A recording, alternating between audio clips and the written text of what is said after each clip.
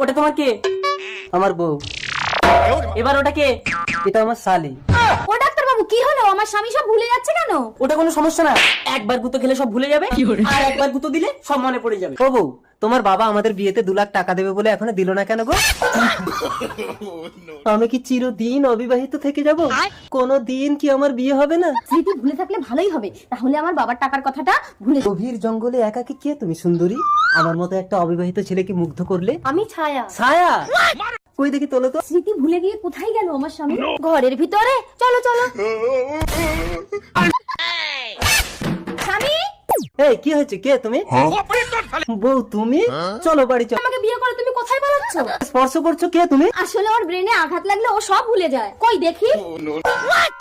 চলো ঘরে গিয়ে শুয়ে পড়ি। আরে দাঁড়াও দাঁড়াও, আমি কিচ্ছু বলিনি, সব মনে আছে আমার।